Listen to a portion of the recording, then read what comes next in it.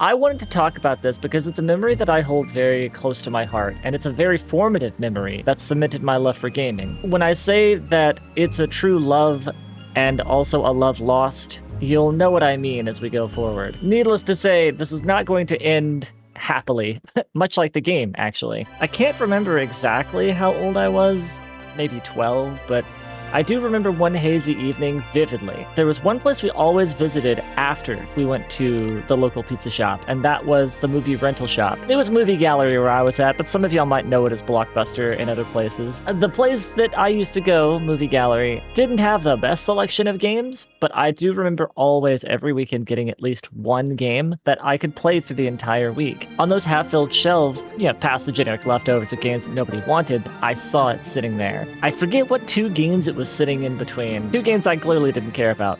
But there was this bright blue hat and these big red pants on an adorable rabbit-like creature. And not really knowing what this was, I didn't really know if it was a game that I would like. When you do movie rentals, you don't really know if you're going to like a game or not until you actually play it. And I don't even recall seeing this in any of the video game magazines that I would read every week. But honestly, I had no idea how much this game was going to mean to me. I had no idea that this one little game would stick with me for over 20 years. Of course, we're talking about Klonoa.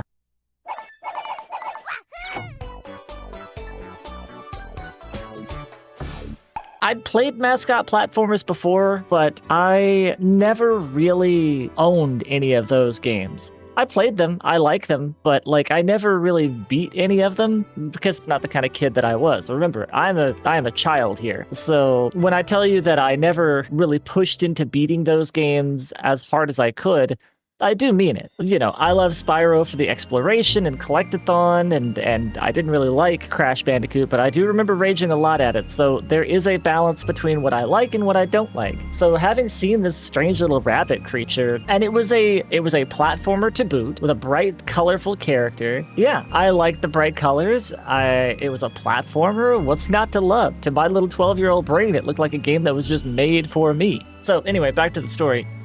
We get home, and, of course, we start stuffing our faces with pizza. We watch whatever movie had been picked out. I honestly don't remember. The only thing I was thinking about the whole movie was, I want to go play this video game. But we had our family ritual, and that ritual was doing family stuff. At this point, I'd only had the PlayStation for a year or two, and I also only remember ever playing demo discs and a couple games that I owned, which were all racing games, and I'd played them a dozen times over.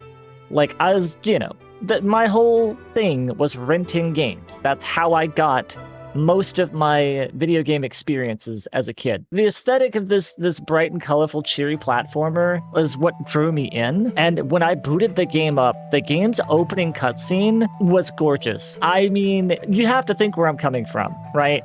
I don't get very many gaming experiences, so to see this fully rendered FMV of this very bright and happy and colorful, place, it's an unfamiliar place, unfamiliar characters. It's like you're getting to explore this new little world. And that's something that I really like. World design, level design, and aesthetics are something, that I, to this day, still value. But yeah, the aesthetics were bright, colorful, cheery, and there was something about a prophecy or something. Look, I didn't care about the plot. I was young, it's bright and colorful, shiny keys, you get it. It did a great job early on of easing you into the world, introducing you to the characters, and just generally learning about, the mechanics of the game. And it does a great job of teaching the mechanics. I mean, the gameplay is super simple. You get a jump button, a catch button, and that same button is also used to throw enemies, usually at other enemies, or sometimes to inflate enemy. Look, we won't talk about that, all right? Anyway, I just ran and watched the funny animations of capturing these critters and watching their inflated body just kind of getting rotated above me. I'm a very simple being. I see something silly like that, I really enjoy it. I wasn't really paying attention to the plot, even at this point. Like I said, something about a princess or a pendant. Look, it didn't matter. I was enjoying myself. And also, it helped that the bosses were really easy early on. Again, lulling you into this sort of belief that the game was made for children. Very simple bosses,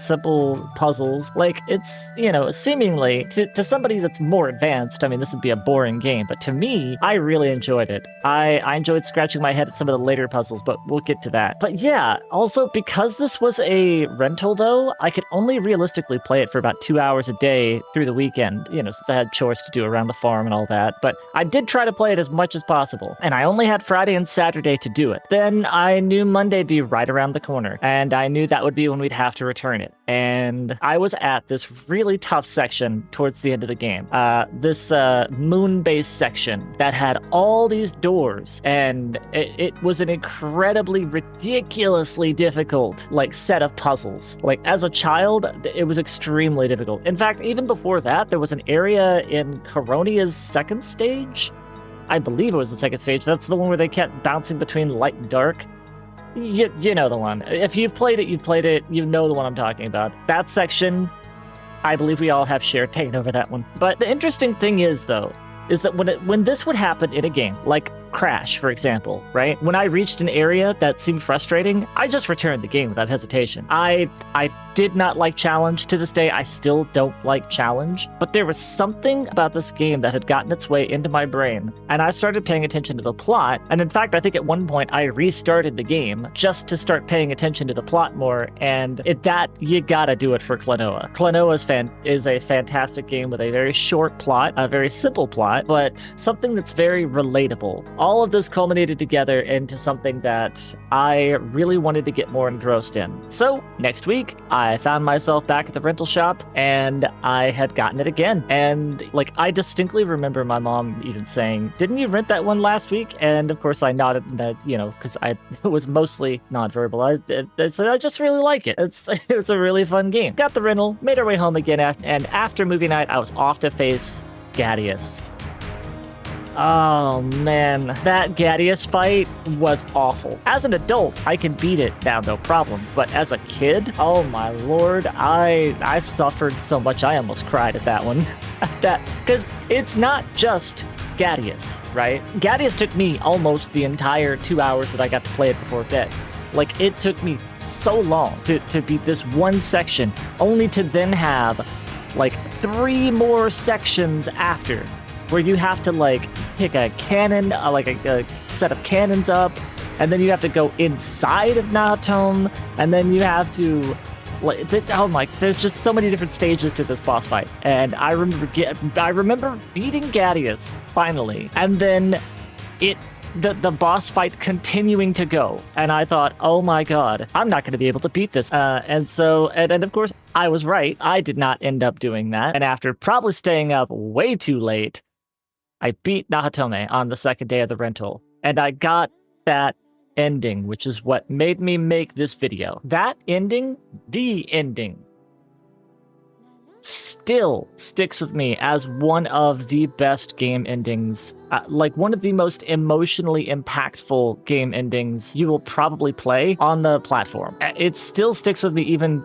20 years on. It's a fantastic ending, and it still brings a tear to my eye every time I play it. That's how I know this game is one of the few games that I've ever played that means something to me. And getting to that ending and being like, this can't be how it ends. This cannot be how the game ends. Because, I had played Spyro. I knew from reading the magazines that there was a true ending to that. And I knew that there were, quote unquote true endings to other games as well. So I thought, well, if I 100% the game, then maybe the ending will change and I'll get a better ending. So, naturally, I went and rented it again. And this is the third time that I've rented it. At this point, my mom's not even questioning it. And I remember working so hard. I worked so hard to get all the gems, to save all the townsfolk in all the visions, but I just wasn't able to do it in time. I had missed just a few gems, even after retrying several times. I had missed just a few townsfolk, and one or two of the townsfolk were actually so well hidden, I couldn't find them. I've searched everywhere. I tried my best to get everything and to get that 100% ending, but nope. I had to return that game on that third week, third Monday, and I said, all right, we're gonna get the true ending next time we get it. Next time we pick the game up, we have it on our memory card. We have, completely saved. We've beaten the boss. we have the ability to go back and play all these levels, and there's only like a couple missing. So naturally, I'll keep it on the memory card, and then I will go to the rental store next weekend, pick it up, and we'll beat the game. So next week comes, and I rush through the door straight where it normally sits, and it was no longer there. And I said to myself, well, clearly it must be because somebody else rented it. And so I went up to the person, and again, I was a kid of few words, so I just said, Klonoa, where's Klonoa? I distinctly remember that. Just this poor like cashier was like, oh, I'm sorry, we reset our stock, so it's, you know, it's no longer in the rotation, but we have all these other cool games. And I like begrudgingly picked out some game, and that was kind of it.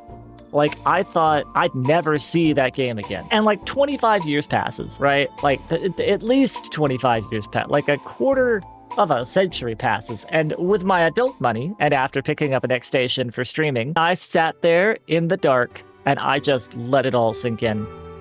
Like, all of it sink in, and it's still an amazing game, even 20 plus years later. Coming back to it felt incredibly worth it. Just getting to pick it up and experience something so simple with again, the tightest controls, the lasting timeless visual appeal, thanks to the amazing 2.5D sprite work, and then that ending, seeing that ending again, I don't know, it felt like it was a dream in some ways, you know what I mean? Like, it's one I'll remember fondly, sure, and it's one that's a bit bitter, it's tinged with bittersweetness, but it just feels like a dream. One day it's there, and you're playing it, and then the next it's gone. And I think that formative experience really cemented what I value in a game. So what about you? You, the person listening right now. Do you have any games that got away from you back in the day? I'd like to know in the comments below.